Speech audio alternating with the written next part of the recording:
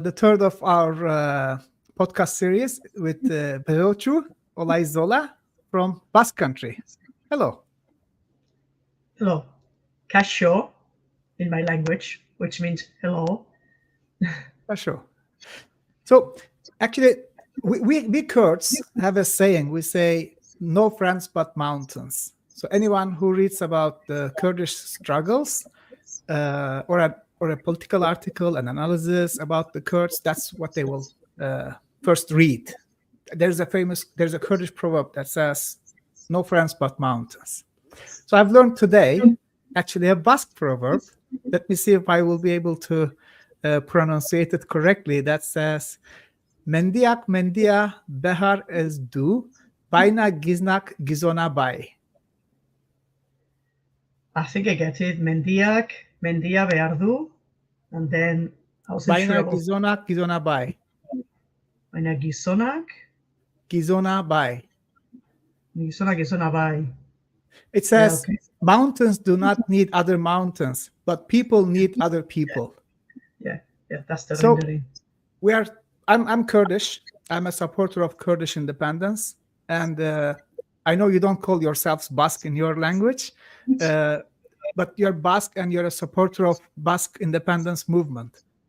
I'm glad to meet someone from Basque Country. When I was a teenager, growing into Kurdish independence movements, I would hear about the struggles of the Basque people. It would inspire us. So thank you very much to all the Basque people for inspiring us when we thought we were isolated in our own small corner of the world. I'm glad for this invitation. I hope I represent fairly the Basque people. You are not my first Kurd that I met. I met a woman from the Iranian Kurdistan, but that was a long while ago in Wales, back in the 90s. She was a very interesting woman. And that's why I know something about your problems and your situation. Yes. Yeah. So, Begotxu, you are an activist yourself. And would you want to tell about yourself a little bit? I don't know. Well, I'm Basque. I was born in the Basque Country, but I've been lucky enough to travel first because of my parents' jobs, which took me to the Catalan countries. And then by myself, I've been living in Ireland and in Wales when I was much younger. So I've been always interested in the fight of people who've been oppressed, languages that have been oppressed, and that's why I learned those languages and I tried to live with these people, and then I always joined their fights. In fact, I started my activism in Valencia, in the Catalan countries, in an association for the rights of the linguistic rights for Valencians, the Catalan language. And that was when I was very young. I was 14, 15 years old. And later on, when I moved back to the Basque Country to do my university studies, I joined other groups here, not only dealing with the language or culture, but also Pacific movements and things like that. And then the same in Wales. When I was living in Wales, I joined Cymdeithas yr Iaith, the movement for the rights of the language in Wales. So I'm always been into this thing, trying to do my best, at least to know that I try to do my best, and I continue because there's a lot to do. Because of empires are relentless to tell you that your language is futile and it's not nice, it's ugly, and why should you bother speaking your language? So, and I don't agree with this at all. I think every culture can show its vision of the world through the language, and that all languages have something to give to humanity. Therefore, this is a bit me. Yeah. So you are also, as you mentioned, you grew up in Catalonia, in Wales, in Scotland. You were also recently in Scotland for an independent supporter think tanks organization, and you were a participant as a supporter of Basque independence movement.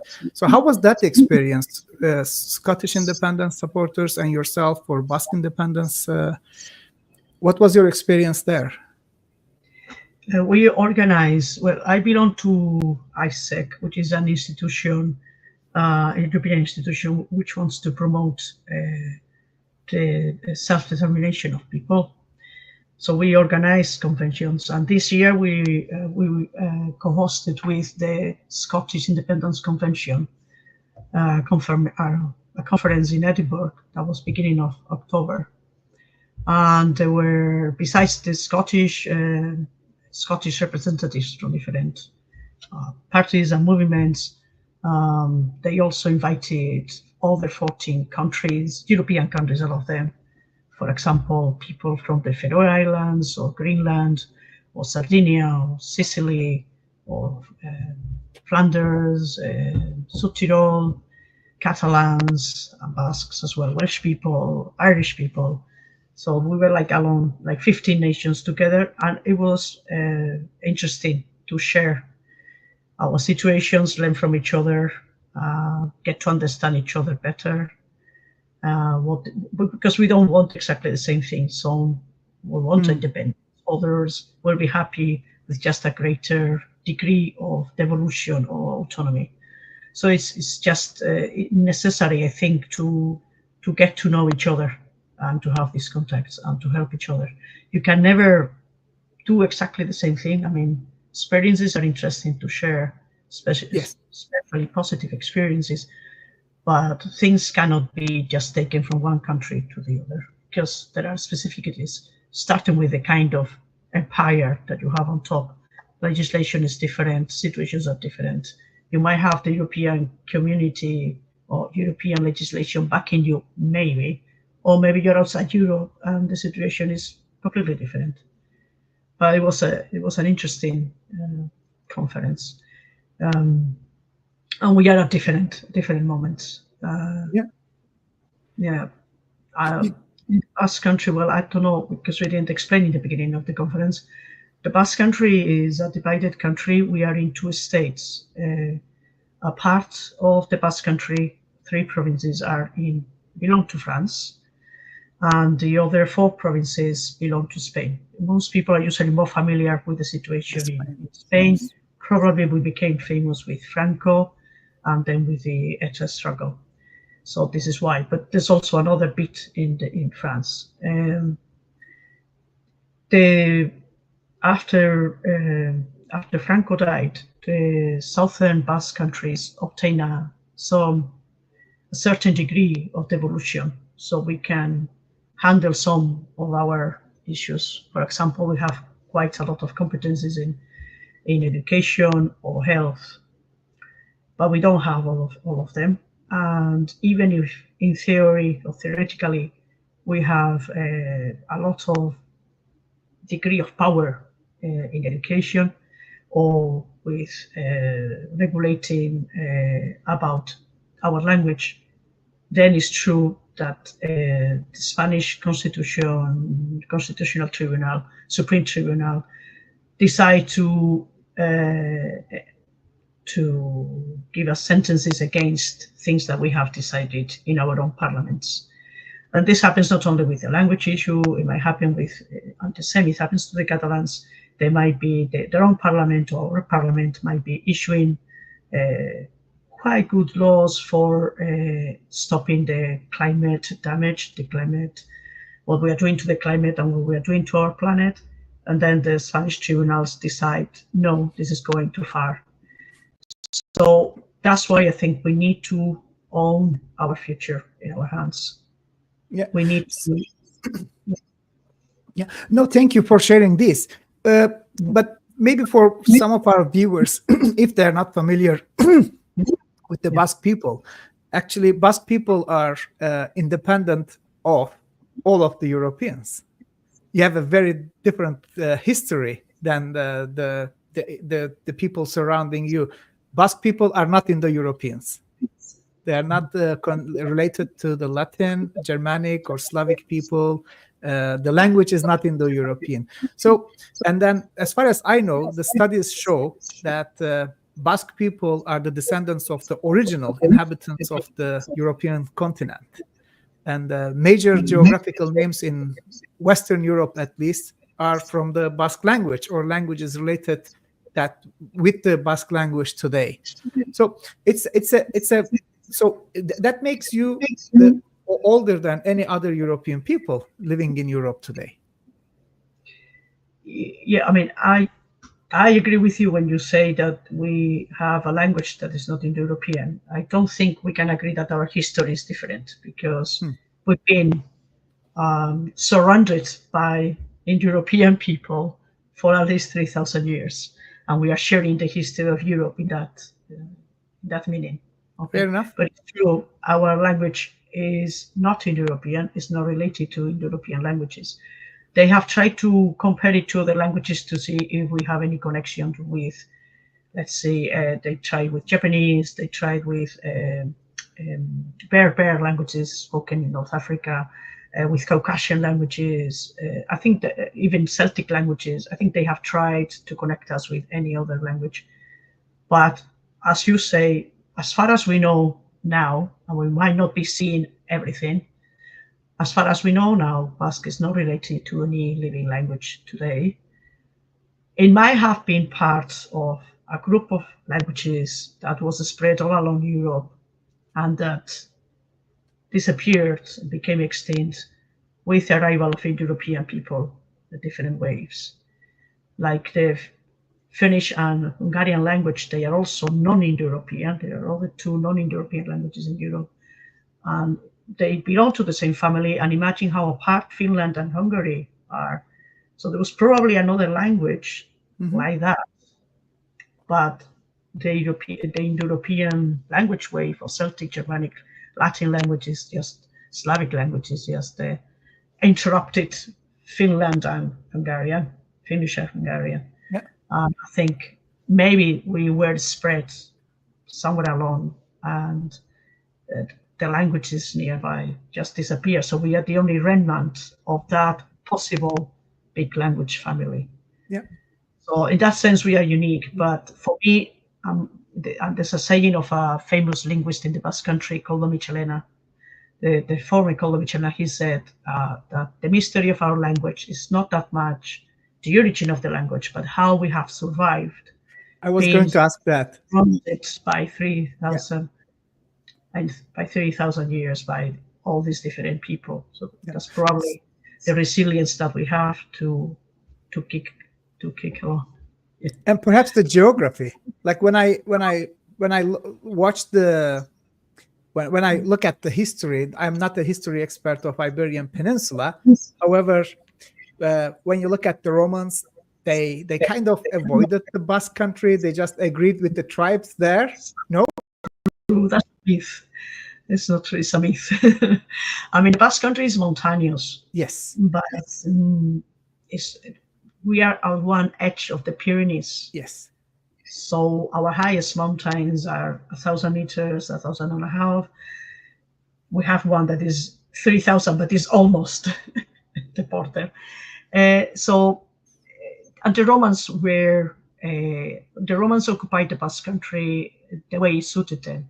The southern Basque Country, what today is Navarre, center Navarre, south of Navarre, was occupied in a very common way for the Normans. They built cities parallel to the Basque villages, and that's why the language probably was eroded, disappeared faster on those parts.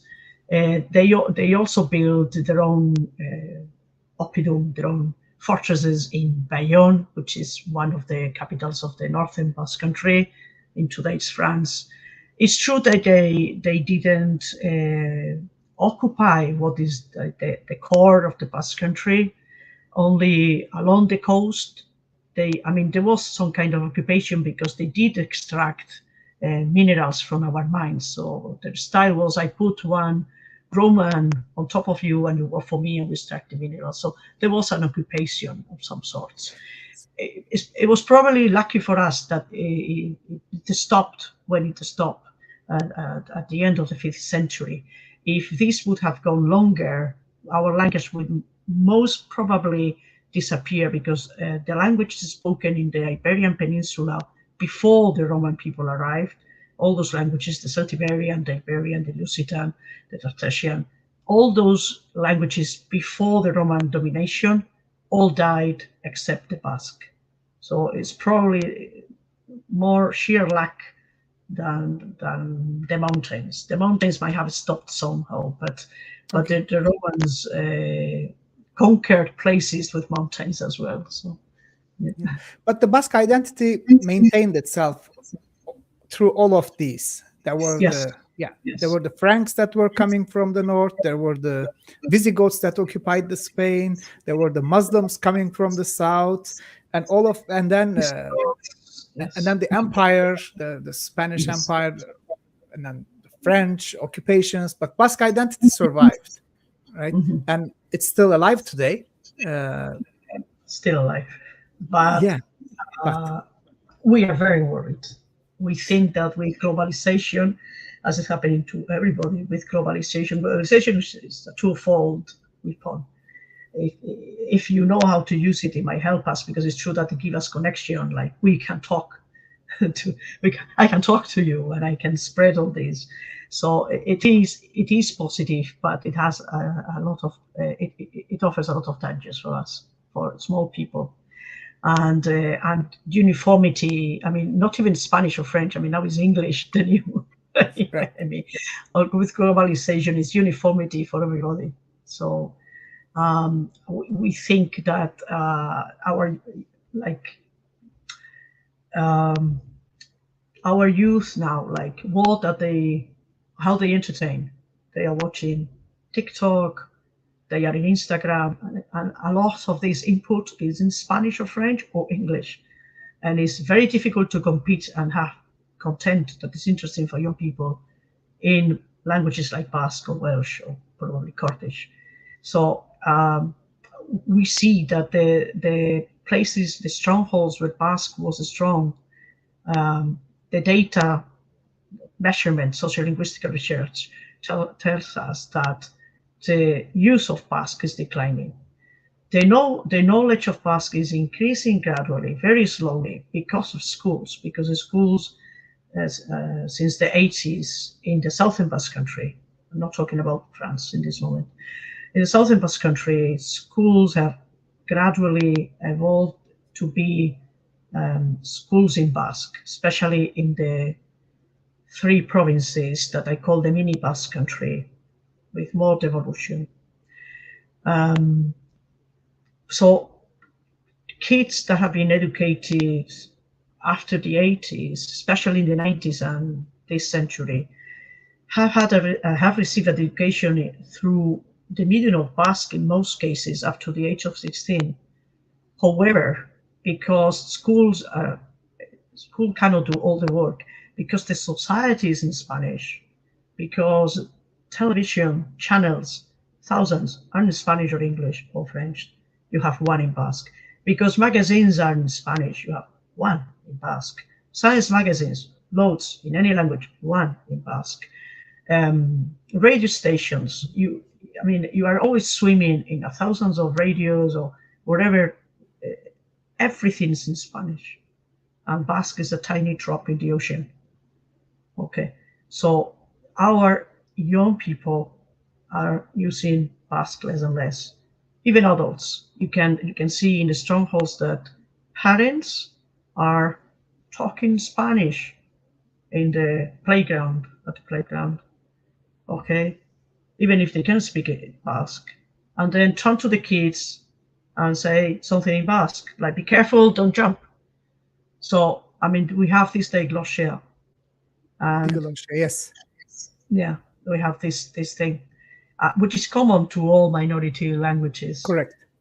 Maybe just before Franco died and after a few years, there was more resistance, and there was like a greater awareness of the danger of the language. But it's like because after the 80s we have a Basque TV and a Basque government, and a Basque radio station, and a Basque newspaper, and a Basque tool, and all these things in Basque, we have relaxed and think, well, I don't have to fight.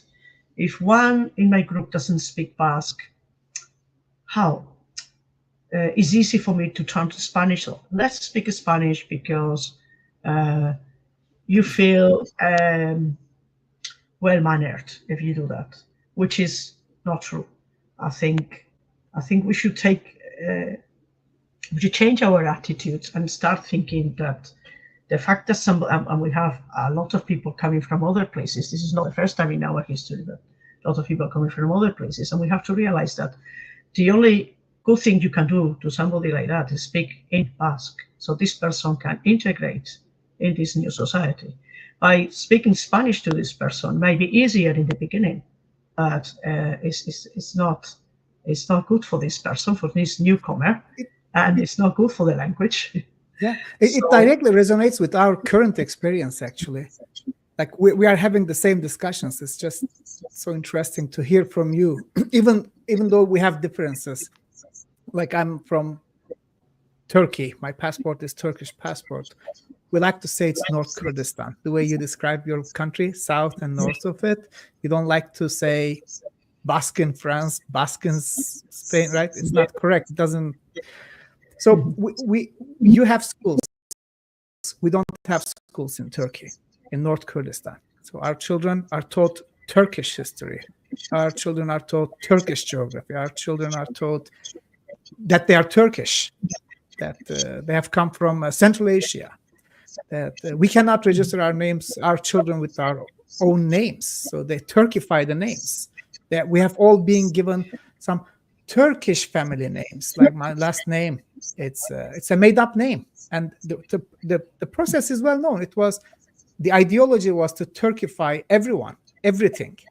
They changed the mountain names, they changed the river names, they changed believe it or not, city names, village names, everything. They Turkified everything, including people and their history and their culture, everything. Everything has become Turkish, right?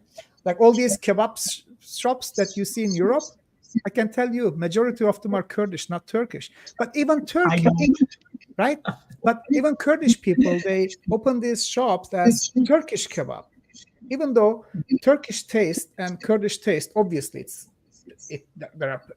it's a transition, right? It's not like Turkish taste stopped and Kurdish taste stopped, but it's mostly Kurdish taste. That is now like Turkish pizza. It has nothing to do with the Turks. It's very regional Kurdish. So these resonate, but at the same time, I'm very curious. Like our experience, yes, I can tell you a lot about North Kurdistan, but I can tell you little about the Kurdistan in Syria.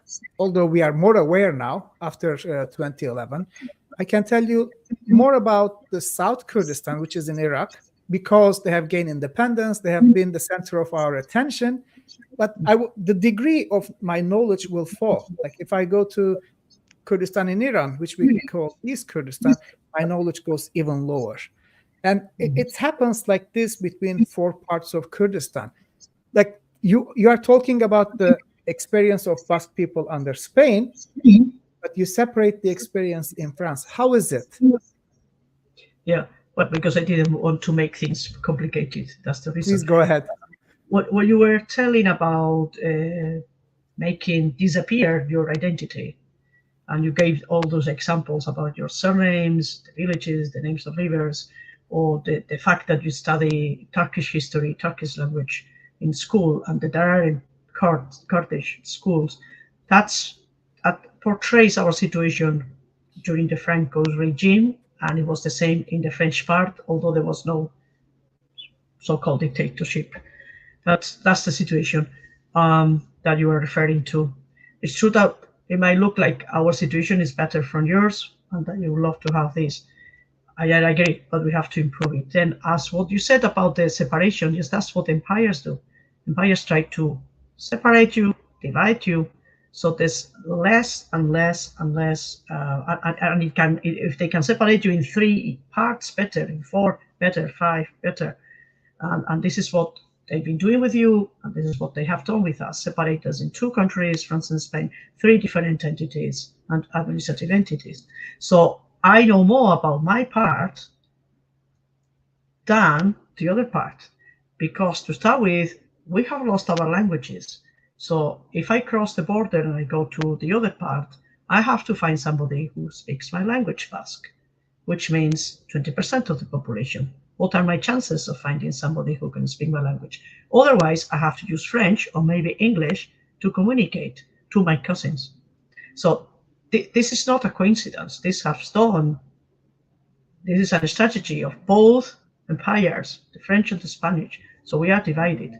I cannot play trivial with my neighbors in the south, in the northern Basque Country, because I've been studying Spanish literature. I know everything about Spanish literature. I have no idea about the greatest, I have some idea about the greatest authors in France. But the same about who are the most famous singers or actors in France. We have no idea.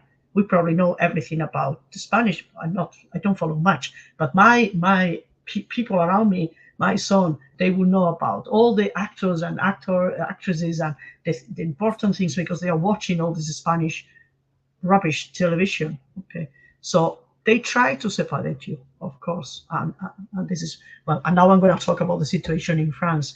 In the northern Basque Country, the Kingdom of Navarre, our kingdom in the Middle Ages, was that started to be created in the 9th century, 10th century, and grew by the 12th century. The Kingdom of Navarre, that was the name. We didn't have the name of Kingdom of the Basque Country. It was the Kingdom of Navarre. And by the 13th century, Castile, the Kingdom of Castile, annexed much of what is today's southern Basque Country. And then by the 16th century, it annexed the bits of the Kingdom of Navarre in the southern Basque Country, what today is Spain. And then later on, the Bourbons in France annexed the last remnant, which was the northern Kingdom of Navarre, what we call now the northern Basque Country. In short, I mean, we could go to details to this. But the worst came really with the French Revolution. The French Revolution was great for certain things, because it's true that they talk about the rights of the man. It was the rights of the man, white man.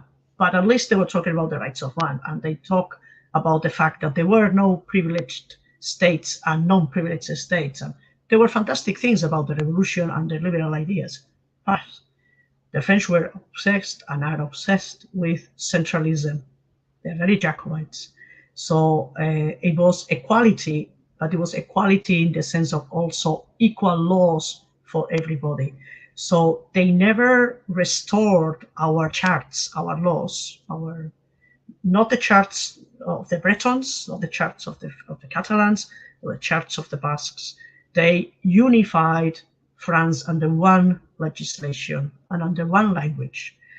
And then also the linguistic terror started. This is known in the French historiography as the linguistic terror from 1792 to 1794. I mean, in this moment, there were all sorts of mechanisms to force people to speak French, and people were moved from the Basque Country to other areas in France. The forced mobilization. They were also taken to wars. I mean, the northern Basque Country, the population is very small, but the rate of Basque soldiers in the French army is enormous. They were used for this. They are valid for this. The same as the American forces used to use for Vietnam, the black people, same thing. You're good for this. Okay, you are dispensable. So by the time of the French Revolution, 11% of the Basque population could speak French, only 11%. By the end of this process, and with the help of schooling, it was almost, by the end of the First World War in particular, between the wars, it was like everybody. So that's been the dramatic change. I mean, people were taken as soldiers in different wars in the First World War with no idea of French, with no idea of the national anthem of France, the Marseillaise, no idea. They were taken to fight the wars of others, as it always happens. It was the same for the Welsh in the First World War. It's always the same. Um, and the idea of universal education is great. I mean, because schools were created along these ideas in Europe. It's true that illiteracy dropped in Europe enormously in the 19th century, but these schools were in the language of the big empires: English, French, Spanish, and kids were using different methods. Kids have been forced to speak these languages. It was the ring in the Basque Country. I mean, a ring was passed from child to child. If I heard somebody speaking Basque, it happened to my mom. I mean, it was used also by Franco, the ring system. If you hear somebody speaking Basque, you became like the police, and you say, "Oh, you spoke Basque," and pass the ring immediately, because at the end of the day, you would be punished. The last one carrying the ring was punished. Is that real? A rule. That's true. My mom suffered it many times. Wow. Because her voice is a bit loud like mine, and because she didn't agree with this, so she didn't want to play police, so she never passed the ring. So this has been used with Franco. It has been used with in France by France. In Welsh, they used the Welsh knot. It was a wooden thing.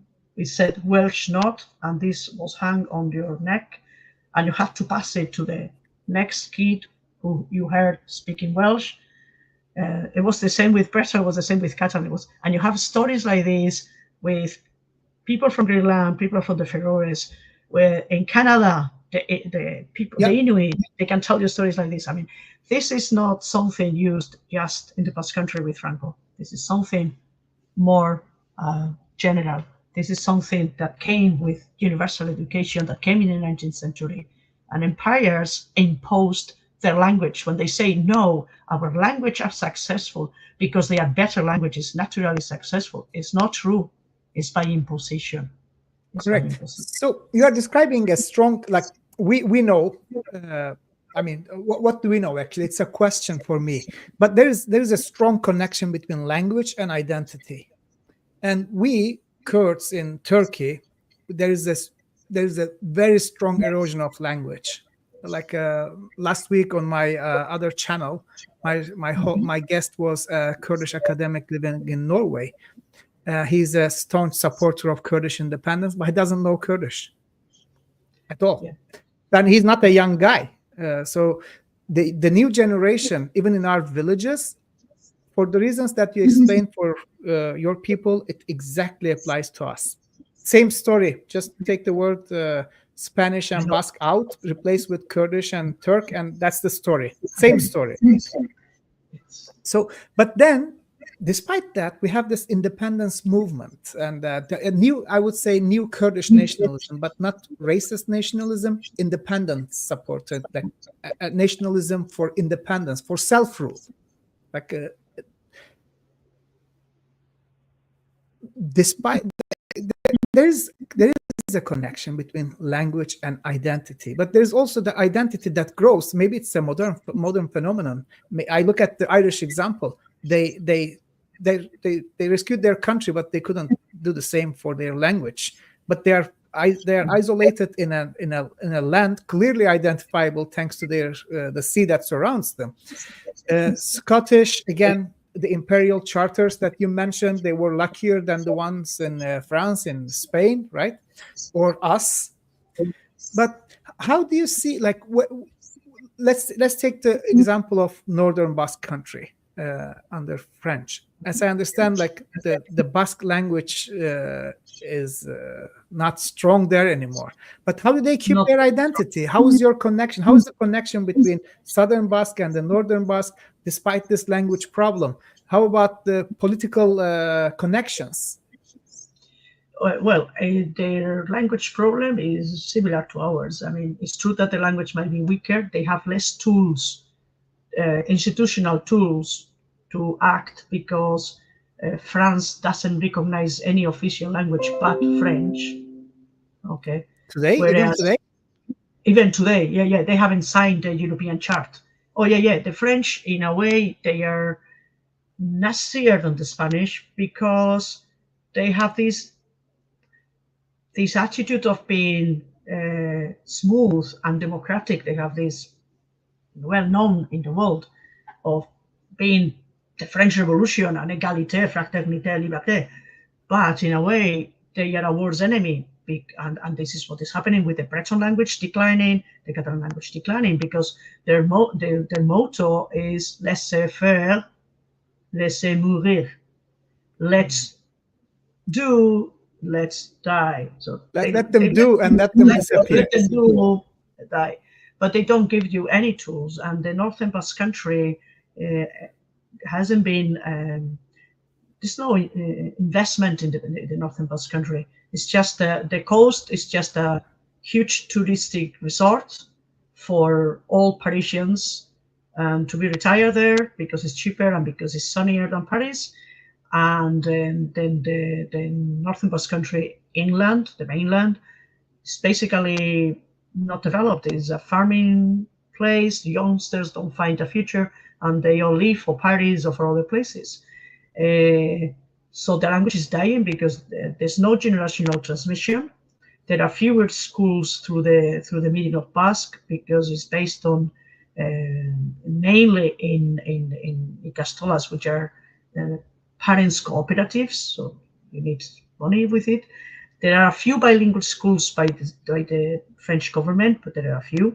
So the situation is worse, but still they are doing very interesting things that maybe we should look at them. With less tools, they are doing many things. And in political terms, I can see that the Basque independent movement in the north is being very creative and is gathering lots of population from different thinkings. So I see an interesting phenomenon there. It's interesting. Yeah. So like when I was a kid, we would hear the story of Basque fighters. Like they would do something in Spain. The Spanish police would come after them. They just cross the border to the north to hide from the Spanish police, and then the ones in the north would do the same to escape from the French police. There was no such a movement in the north. No. Oh no, maybe okay. Then just from the south to the north. Yes. So, but is it a single independence movement in both south and north? Yeah.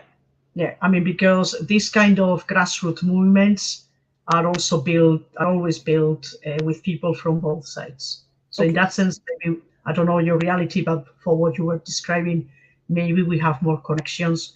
To start with, since we are part of the European Union since the early 90s, there's no border, although sometimes the French decide to reactivate an emergency terrorist act and close the borders again. But they do? It's kind of easy for me to cross to the other side. It's not like in the past that I needed a passport and I needed a green card for my car and I needed to change my currency. Now I travel with euros. I sometimes cross the border by car and I don't realize I'm crossing any border. Okay, so this means it's easier. And internet and all that. We have some associations that are cross-frontier, trans-frontier. For example, the movement of Basque schools in Ikastolak, it's one movement. It works in both. It has problems with legislation. It has to use some European legislation to work as one. We have the AECA, which is the Association for Teaching Basque to Adults, and also is in both.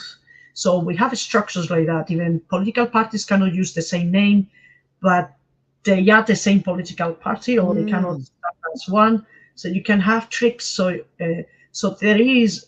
We would like. I mean, what I'm saying is probably that I want more relationship, and that is true that we are diverging more and more with all this. It's schooling in Spanish, schooling in French, and you can understand it. I mean, for Welsh people, for other kind of people, I have to explain them. Imagine your country is divided between Danish people in the north and French people in the south. But because you understand this, you can understand why I'm saying that our cultures and our realities are diverging. But there's Correct. still a lot in common, and I think we need more communication. Really, this is what empires don't want, and that's why they divide us, and that's why they try to destroy our language. That's what we have in common. Because the minute we lose the Basque, if the Basque disappears, okay, you were talking about the Irish. The Irish kind of created a reality. I don't want a reality. I don't want the Irish way. I don't want independence at the cost of my language and my culture. Because the minute Basque is not spoken, and if we still are divided, we will, and we are already assimilated, we will be more and more Spanish than the French, and the French part, the Basque in the French part, the Paraldequac, they will be more and more French. And the only thing that will keep us together would be the shell. And the shell is folklore. And folklore is death. It would be just having nice Basque flags in festivals and having welcome to the Basque Country in Basque written and having a lot of this kind of souvenirs, okay? And that's the shell. What we need is the flesh. And the flesh is the language and the identity. So that's why it's okay for the Irish, and this is what they have. They have their own challenge with what they do with the language, which seems quite difficult to recover. And the Scottish are on the same path, but it's not what I want. Yeah. So there was, she's deceased now, Vera Saidpour. She was one of the first to study Kurdology, like the folk of the Kurdish people in a scientific way. And once she's asked, she's a Jewish woman in North America, in USA. She's once asked if what attracts her, what inspires her to study the Kurds, being a Jewish person herself. And she says, there is a pain, deep pain, both people share that connects them. In a similar way, like I listen to you, I feel the pain because I have the same pain. But when we look at our solutions, like I think violence breeds violence, and we should not try to beat the evil violence with good violence, because I think at the end of the day it's evil in both ways. But we have a problem. For example, the Kurds in Turkey, where I'm from, Turkish people are racist.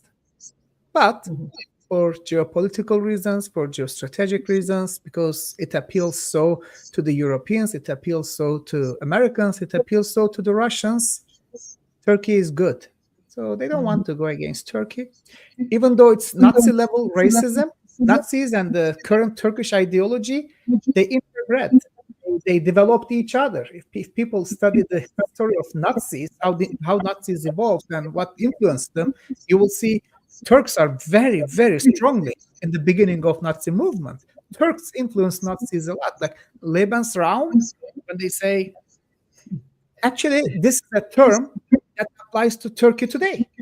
There is no space in Turkish Lebensraum for non-Turks. So what do you do? Well, if you're Christian, you're out. Genocide, right? Yeah. If you're Muslim, you have an option to be Turk. But you have no other option.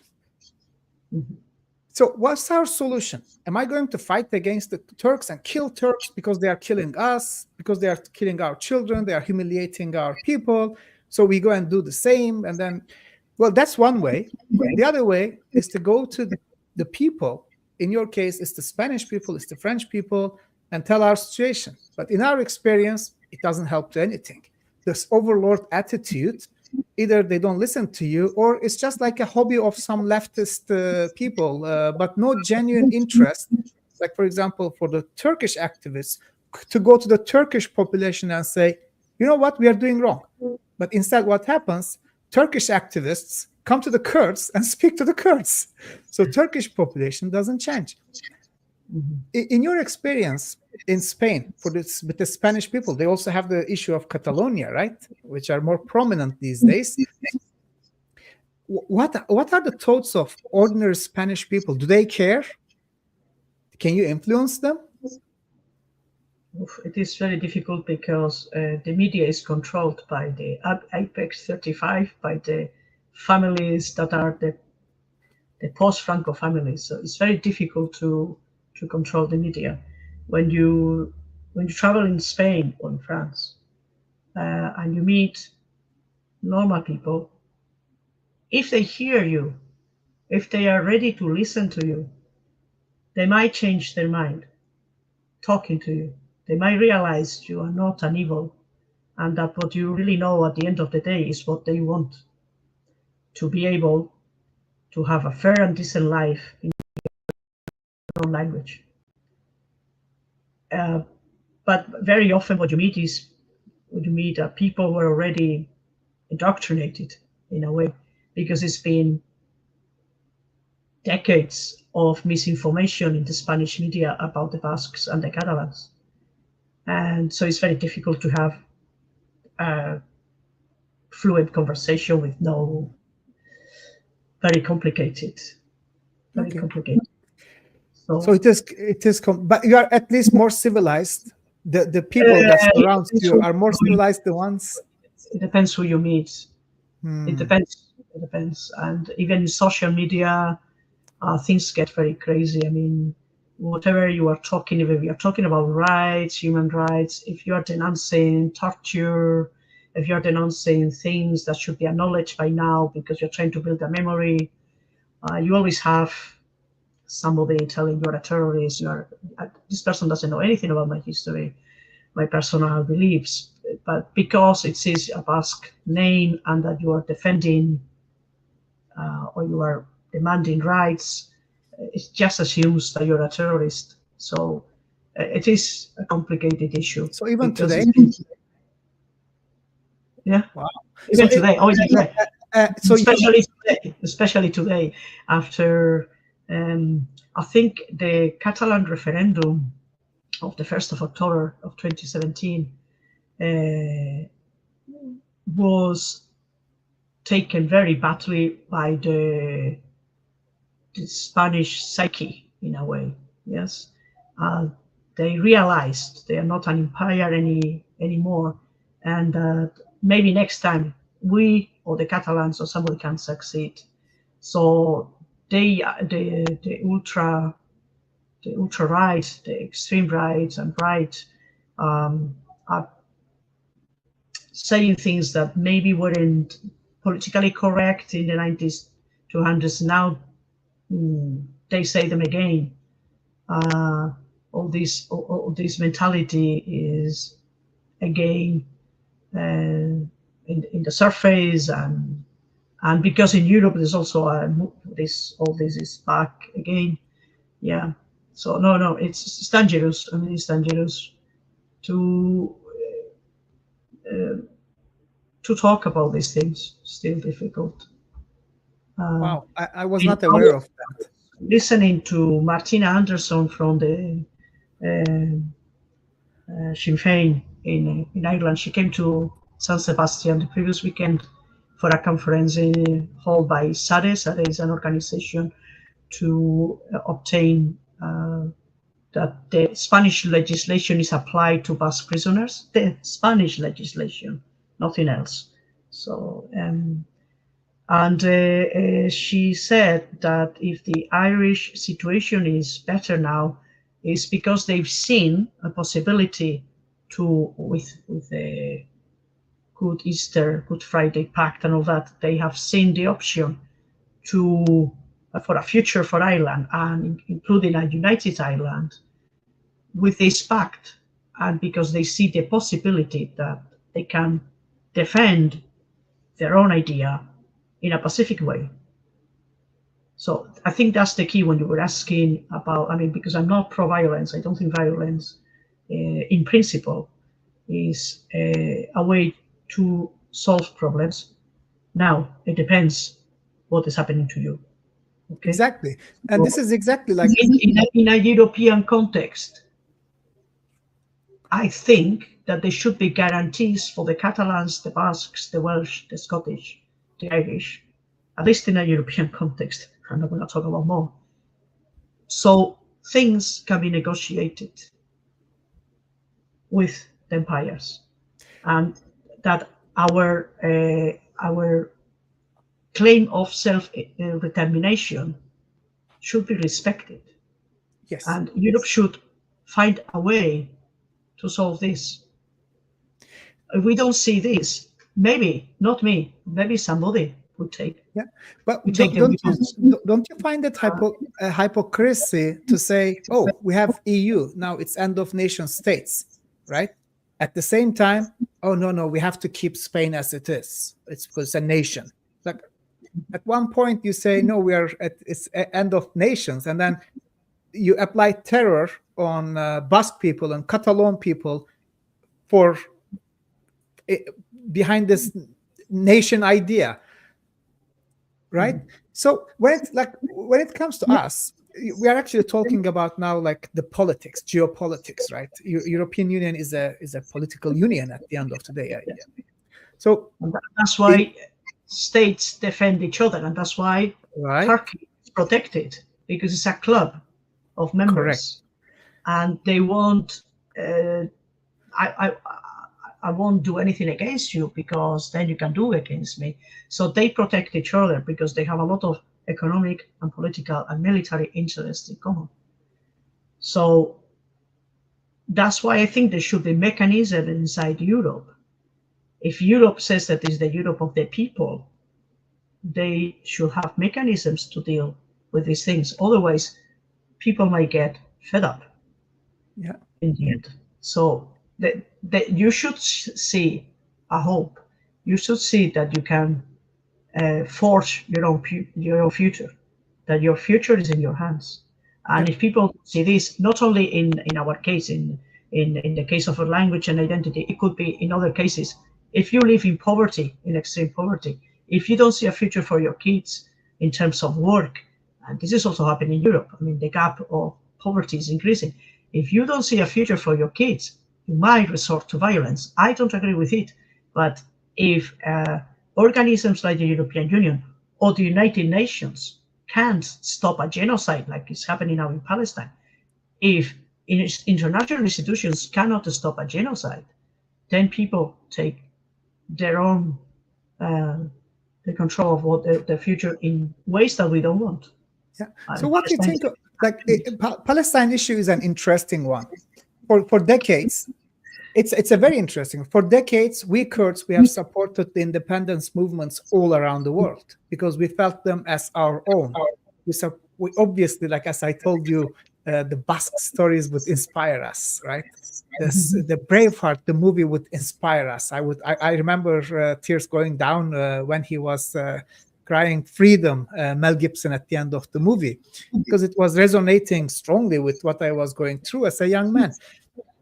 So it would be the Tibetans, it would be the Albanians, it would be the Lap people of North Norway, Sweden, Finland. Catalans, all of these, right? And of course, Palestinians.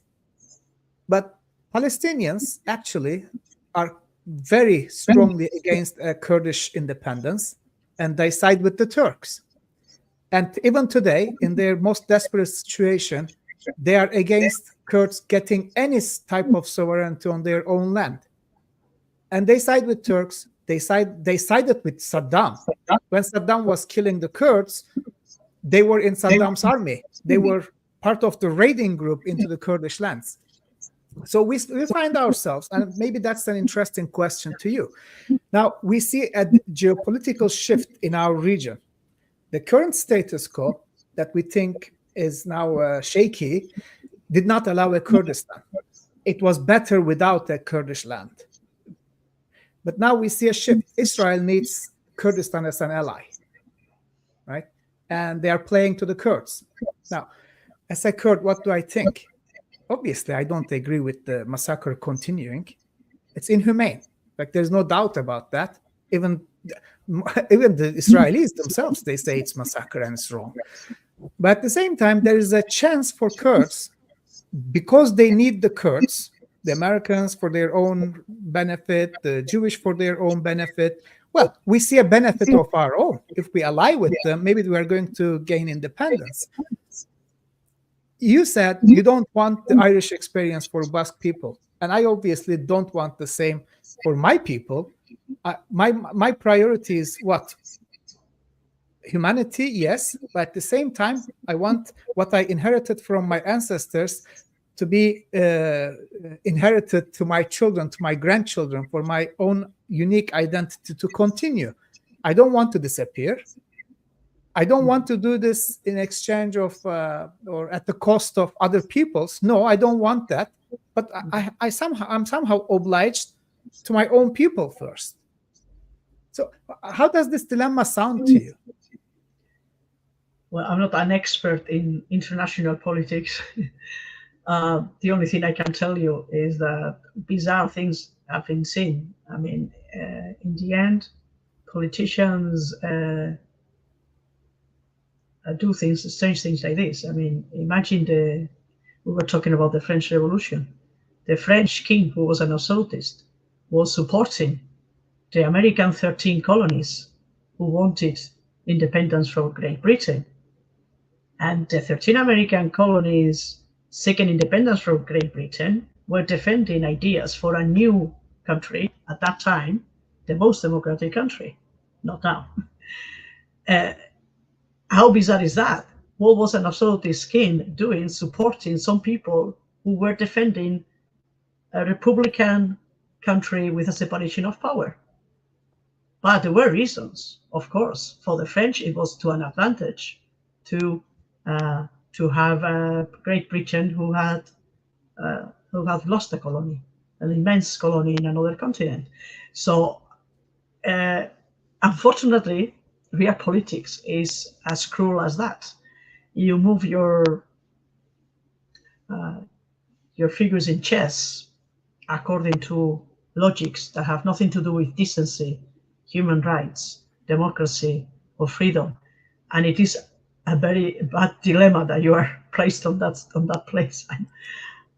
I'm glad I don't have that dilemma in a way, but to tell you the truth, I'm not sure. I mean, if for some obscure reason, because Spain, I think, has supported in some way Palestine in the United Nations, if for some obscure reason Israel seeks our support, I don't know. I'm against it, but I can see that many politicians would jump at the opportunity of pending the medal of I obtained independence from the Basque Country because I was a very good negotiator and I seek the best actor in the moment. Yeah. Here's what I think: the Palestinian movement made a mistake. That's why I'm not a politician. Yeah, Palestinians, but Palestinian, not people, but their politicians, right? They played to the other states. They played. They thought a strong Turkey will be a help to them, but they forgot Turkey is a big trade partner, even now, continuing with Israel. States play for. And it's not a democratic country, and Turkey fails at many levels. It has a deficit in democracy, Turkey. But it's true that Turkey in this moment can become and it's denouncing the Israeli massacres. That's true. It's making all these videos, and for me, it's completely hypocritical. The way the Turkish government is showing in the world as the defender of Palestinian rights. And with this video that became viral, there was a video about, I think it was made by the Turkish communication, a video about, and like in 2050, kids remembering the Palestinian massacre and asking to the grandparents, what were you doing? I think this video was made by the Turkish government. And for me, it's completely hypocritical because we know what the Turkish government does with journalists and with the Kurds and with I mean, Kurds. actually they say Kurds and everything. So and Spain is the same. Is outside Spain, it shows like a very democratic country and in support of the rights of whoever is far away, but not the rights of people who are here. Yeah. So, Unfortunately, it's real politics, and when it's real politics, people look for what's going to benefit them. And actually, when we don't do that, we miss the chance. They create their own image, and media is very powerful. They have the best media engineers working for them to build this facade of being a very democratic country, and they do it. But you can have the same Spanish president saying that he's in support of all these victims in Palestine, and at the same time stopping a Sahrawi refugee at the airport in Madrid and sending this person back to Morocco. At the same time, he's making some statements about how horrid the Israeli state is acting. So, but it's like this. Begotxu, if I understand correctly, because that's the title of our episode today, what does it mean to be independent? I think for you, independence means survival. Yeah, well, we are at that state. Yeah, that stage. Yeah, at this moment is just surviving. Yeah, well, thank you. I think we could talk for longer about many issues in the planet. I hope I'll be invited again for more. Yeah, thank you very much. Thank you very much. Bye. So